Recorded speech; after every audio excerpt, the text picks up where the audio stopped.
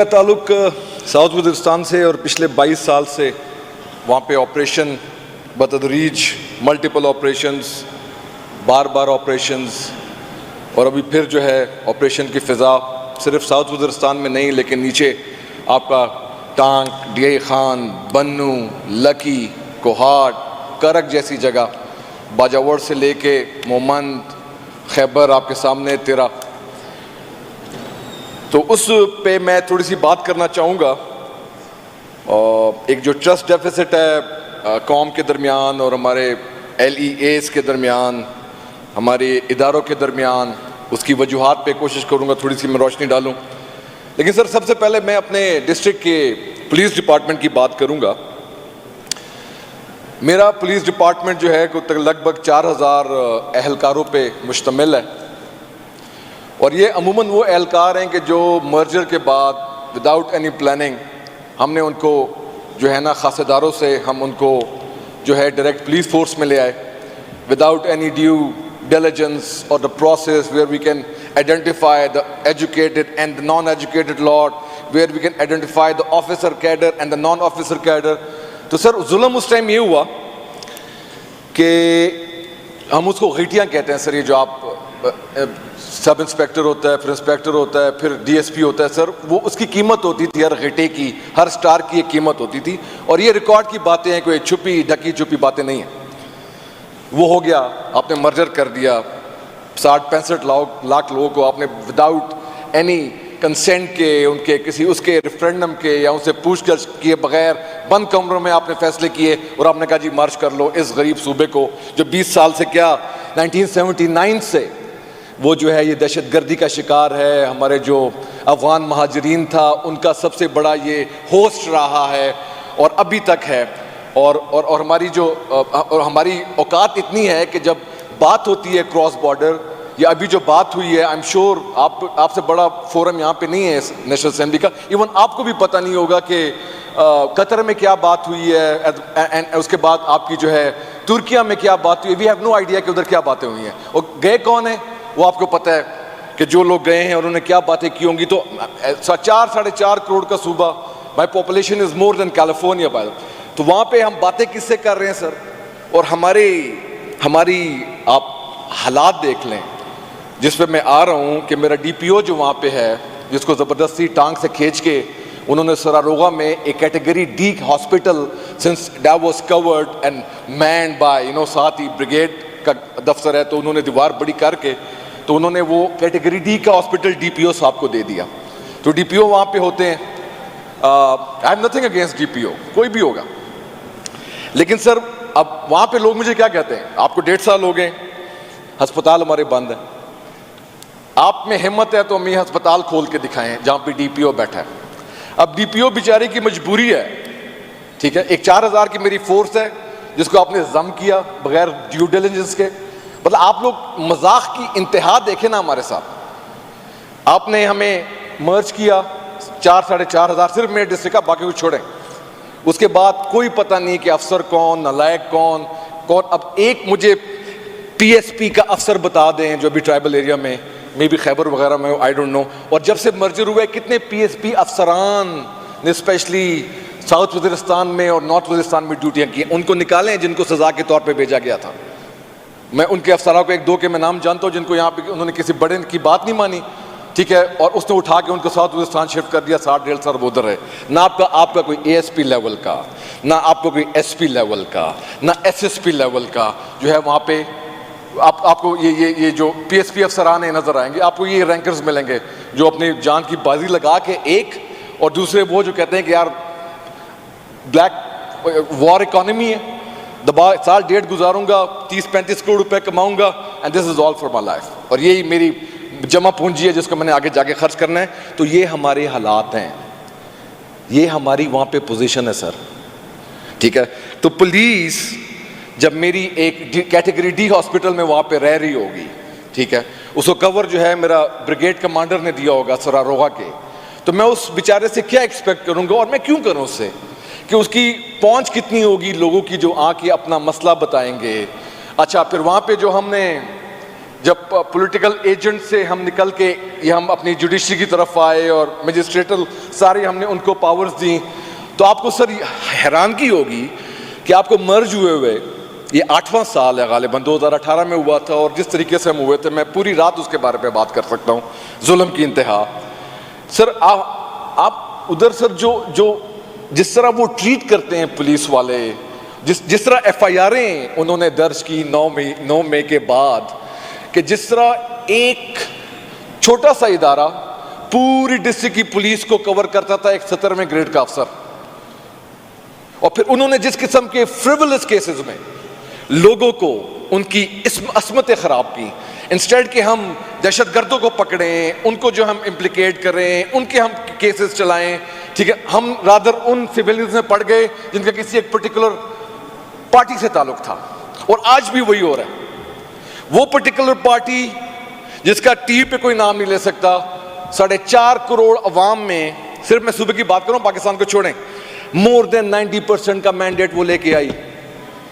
आज उसके साथ क्या हो रहा है कि उनको ये नहीं पता कि हमने मुज़ाकरात किसके साथ करने, हम ऑपरेशन क्यों नहीं रोका जा रहा, ये जो 20 साल ऑपरेशन है इसका हिसाब कौन देगा, और जो डेली के हिसाब से हमारी फौज के नौजवान, हमारे पुलिस के नौजवान, हमारे इर्द गिर्द के नौजवान, हमारे बच्चे, हमारी बूढ़ी औरतें उसमें जो शहीद हो रही हैं या मारी जा रही हैं, जो भी नाम हम उनको दें, उनका हम क्या हल ढूंढेंगे सर।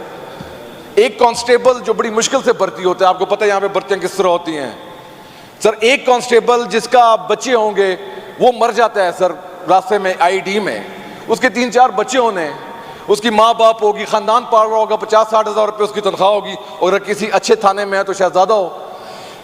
वो जब मरता है सर, उसके बच्चों का क्या हाल है। हमारी सोशल सिक्योरिटी इतनी तगड़ी है, हम कोई इतने तगड़े लोग हैं कि हम उसके बच्चों को पूरी उम्र जो है हम खड़ा कर सके अपने पाँव के ऊपर, फिर उससे माशरा ख़राब होता है। फिर वो जब बच्चे उम्र भर जब देखेंगे ये लड़ाइयाँ झगड़े, तो फिर वो सर पाकिस्तान जिंदाबाद की बातें नहीं करेंगे, फिर उनको कन्विंस करना मुश्किल हो जाएगा। लेकिन इन बड़े ऐवानों में हम इनको नहीं बता पाते। अच्छा, दूसरी तरफ अगर आप देखें, पुलिस फ्रंट वॉरियर्स हैं हमारे, लेट्स से, अच्छा उसके साथ साथ उनकी परफॉर्मेंस पे भी सवाल है। आप मुझे बताएं सर, ये 1.5 साल की हुकूमत में कितने पुलिस अफसर आपने देखे होंगे जिनके ऊपर कोई कार्रवाई होती हुई देखी हो, जिनके ऊपर कोई FIR कटी हो, जिन्होंने जुल्म करते हैं, जो रिश्वतें चलती हैं, जो बुरा हाल है पूरे सूबे का। तो आप मुझे बताएं ना, कोई ऐसा मैकेनिज्म है जो हम उनको दिखाएं कि भाई ये अगर आप गलत करोगे तो फिर आप अकाउंटेबल होगे। सर बिल्कुल स्कॉट फ्री सारा फिरता है, जिसका जितना बड़ा जिगर है वो इतना बड़ा हाथ डालता है। तो इससे पूरा पाकिस्तान, पूरा माशरा जो है वो करप्ट होता है सर। हमें इस पे जोर देना पड़ेगा, हमें कानून साजी करनी पड़ेगी। हमें इससे सिर्फ नहीं करनी पड़ेगी कि पुलिस को या एडमिनिस्ट्रेशन को हम उन पार्टियों के खिलाफ लगा दें जो मैंडेट लेके आए हों। हमें अपनी प्रायोरिटी स्टेट करनी पड़ेंगी सर, फिर ही शायद हम जो है ना अपने रास्ते का तयन कर सकें और सीधे रास्ते पे चल सकें। दूसरा सर, मैं ये जो ऑपरेशन की बात करते हैं ना कि ऑपरेशन बहुत ज़रूरी है। सिंस मैं जनूबी वज़ीरिस्तान का हूँ तो मैं आइनी शाहिद हूँ। उस टाइम छोटा था, अब तो बाल भी सारे सफ़ेद हो गए। सर मैं 2006 की बात करूँगा।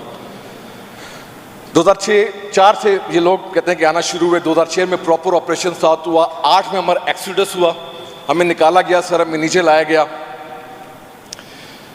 आज तक मेरे घर गिरे हुए। मैं आपको इसके बाद एक इंटरेस्टिंग एक एनोलॉजी बताऊंगा। मेरे सर घर गिरे हुए, मेरे खेत बर्बाद हैं, और ये 1.5 सालों में मैंने कोई एक ऐसी बात नहीं की इसके अलावा जो मेरे पास हो, क्योंकि मेरी कुछ सुनने के लिए तैयार नहीं है। मेरे सर खुदा की कसम, मेरे बाग, सेब के बाग, अखरोट के बागों को आग लगाई गई सर। अब मुझे नहीं समझ आई कि वो आग किसने लगाई, हम तो नहीं थे। कोई ऐसा फैक्ट फाइंडिंग कमीशन बने जो हम इस 9 मई के वाक़े पे भी बनाएंगे जो सीएम साहब ने कहा है। एट द सेम टाइम हम उस टाइम पे भी बनाएं कि हमें पता तो चले कि भाई ये कौन हमारे साथ कर रहा है। मेरे सर गिरे हुए घर, आज भी मुझे उसके सर 4 लाख रुपए पर घर, एक बाथरूम उससे बनता नहीं। मुझे अभी तो कोई पैसा नहीं दे रहा स्टेट। फिर कहते हैं हम नया ऑपरेशन करेंगे, ये पार्टी जो है ये हमारे साथ नहीं है, ये अफगानियों को सपोर्ट करती है। ये किस किस्म की बातें हैं सर? आप हमारे साथ बैठे तो सही कि हम आपको बताएं कि एक शेर में कितने वो होते हैं। आप पता नहीं किससे इररेलेवेंट लोगों से आप बातें करते हैं, जिनके कोई पॉलिटिकल स्टेक्स नहीं है, जिनके इलाकों में कोई जान पहचान नहीं है, आप आके मीटिंग्स कर देते हैं, अपना बयानिया दे देते हैं। मैं तो जब तक पॉलिटिकल वर्कर जाऊंगा नहीं अपने लोगों के पास, उनको मैं अपनी स्टेट की पॉलिसी नहीं बताऊंगा, तो कैसे स्टेट के ऊपर ट्रस्ट करेंगे सर? फिर आप कहते हैं कि जी आसिफ खान जज्बाती हो जाता है, उसके पास कोई और बात नहीं है। उस तरह आप लोग आराम से बात सुनने के लिए तैयार ही नहीं है। तो मैं जो बात कर रहा था कि मैं 22 बात भी लंबी हो रही है कि 22 साल के ऑपरेशन से सर पहले 2006 में हमारा सिर्फ एक IGFC होता था, पेशावर में बैठते थे और पूरा ये एरिया कवर करते थे। अब IGFC साउथ अलहदा है और नॉर्थ इस जगह को देखते हैं। अब साउथ का जो IGFC है उसका जो AOR है सर, वो अब सिर्फ कन्फाइंड है साउथ वज़ीरिस्तान, पूरा south Waziristan, not even DA Khan के लिए हम एक नया वो एक नया हमने वो खोल दिया, उसको क्या कहते हैं, एक मेजर जनरल साहब आ गए जो DA खान टांक लकी के एरिया को देख रहे हैं। अच्छा सर, इन 22 सालों में आप बाकी सारी छोड़ दें, मेरा एक टेस्ट केस लेने मेरे डिस्ट्रिक्ट का सर, वहाँ पे रेट नहीं है। डिप्टी कमिश्नर को बहुत मुश्किल से हमने 1862 से वो बैठा हुआ है टांक में, उसको हमने खींच के हमने जो है ना ऊपर एक टेम्प्रेरी उसके लिए हमने अरेंजमेंट की, उसको भेजा। डिप्टी कमिश्नर साहब की हिम्मत, वो गए, दूसरे दिन उसके ऊपर अटैक होता है और डिप्टी कमिश्नर साहब वापस अपने जो है ना टांग के दफ्तर में आके ओ सैम के बैठ गए। I would not blame him, ठीक है। अब मुझे बताएं ना सर कि 22 साल से पूरा हमारी IGFC साउथ जो है वो एक डिस्ट्रिक्ट को देख रही है, जस्ट साउथ वज़ीरिस्तान, और एक्सीडस की वजह से हम तकरीबन 80% लोग टांग, DA खान, भक्कर, लिया, डेरा गाजी खान, अब ऑल द वे कराची, पूरा इस्लाम, हम पूरे पाकिस्तान में फैल गए। अब एक पूरी डिवीजन वो एक डिस्ट्रिक्ट को कंट्रोल नहीं कर सकती। अच्छा, अभी जो बाजावड़ में ऑपरेशन हुआ है सर, आपको पता है उस पर कितनी लागत आई है? उस पर तकरीबन अभी हम उसको डिस्कस कर रहे थे, को लगभग सर कुछ कम 4 अरब रुपए लगे हैं। और ये पूरा जो इन्होंने प्लान किया हुआ है इसको खत्म करने के लिए इनको 10 अरब रुपए चाहिए। सुने सर, कोई अकाउंटेबिलिटी नहीं, कहां पैसा जा रहा है, कौन खर्च कर रहा है, पुलिस को भी चाहिए, LEAs को भी चाहिए, पैसा किधर जा। अच्छा, अब टोटल मैं कहता हूं कि सर हमारे 35 डिस्ट्रिक्ट हैं मेरे सूबे में, लेट से 20 में जो है ना हम ऑपरेशन करने जाते हैं, 20 डिस्ट्रिक्ट्स में हम ऑपरेशन करने जाते हैं, हर डिस्ट्रिक्ट पे या गांव में 10 अरब रुपए लगते हैं। 20 डिस्ट्रिक्ट हैं सर, ये कितने हो गए? 200 अरब रुपए हो गए। इतना मेरा डेवलपमेंटल बजट भी नहीं है। तो मैं एक तरफ मेरे डिमोलिश हाउसेस जो आप इस रियासत ने दहशतगर्दों के खिलाफ लड़ने के खिलाफ उन्होंने इसको गिराया या गिर गए या जो भी हुआ, उसकी कॉम्पनसेशन 22 अरब रुपए है जो मुझे पिछले 14 साल से नहीं दे रहे। और दूसरी तरफ मेरे एक डिस्ट्रिक्ट के सफाई में जो पता नहीं साफ होगा भी कि नहीं, इसको समझें जरा, 10 अरब रुपए लगते हैं। टोटल मेरे 20 डिस्ट्रिक्ट हैं, ये 200 अरब रुपए बनता है। तो आप मुझे बताएं सर, ऐसे ऑपरेशन को मैं तो कभी सपोर्ट नहीं करूंगा। जो मुझे नजर आ रहा है कि आगे जाके तसादु ने हमने जाके टक्कर मारनी है दीवार से, हमेशा की तरह मारते आ रहे हैं, दोबारा मारेंगे। I don't know why we are buying time. क्यों हम लोगों को मजीद बेवकूफ नहीं बना सकते? लीडर इमरान खान साहब का सबसे बड़ा इस मुल्क पे एहसान कह लें या इस मुल्क का अलमिया कह लें, इसको फॉर्चुनेट कहें या अनफॉर्चुनेट कहें, उसने गम ये किया है कि दानिस्ती से विद हिज इंटेलेक्ट उसने इस कौम की आंखें खोल दी हैं सर। इमरान खान साहब का सबसे बड़ा अलमिया ये है कि उन्होंने इस कौम की आंखें खोल दी है कि अब किसी को मैं कम से कम कन्विंस नहीं कर सकता अपनी पॉलिसीज के ऊपर। उनको बिल्कुल आया हो गया है दिन लाइट की तरह कि ये कौन और किस तरह हो रहा है और ये मजीद नहीं चल सकता। तो मेरा आपको रिक्वेस्ट ये सर, मेरी रिक्वेस्ट कि हम ऐसे ऑपरेशन का कभी भी पार्ट नहीं बन सकते जो हमारे हड्डियों को जला के उसको राख करके और फिर भी वो ख़त्म ना हो। मेरी 80,000 लोग dead, they are still dying, and what do I get in return? What do I get in return? My people are dying every day, I get 2 lakh rupees, और वो भी लाइन में खड़े होकर जलील होते हैं लोग। अभी भी सैकड़ों केसेस हैं कि मुझे मेरे मरे हुए लोगों के उनको पैसे नहीं मिले, मेरे किसी का हाथ नहीं, किसी आंखें नहीं, किसी की टांगे नहीं, उनको पैसे नहीं मिलते। तो मैं किस तरह उनको सर डिफेंड करूंगा इस अपनी रियासत की पॉलिसीज? मैं नहीं करूंगा। I will not do it any more. ये क्लियर बात है सर। मैं कर ही नहीं सकता, मैं झूठ ही नहीं बोल सकता। मैं सियासत में लोगों को इस पांव पे खड़ा करने के लिए आया था, झूठ बोलने के लिए नहीं आया था, और कभी भी नहीं बोलूंगा, क्योंकि अल्लाह ताला में देख रहा है। हमने उसको जवाब दे हैं, बाद में हम अपने वोटर्स को जवाब दे हैं सर। तो इससे जब सिक्योरिटी सिचुएशन बनती है, वॉर इकोनॉमी होती है, जो 3-4 क्या 100% भी आपका मैंडेट हो तो आप नहीं चल सकते, ये आप ध्यान में रख लें सर।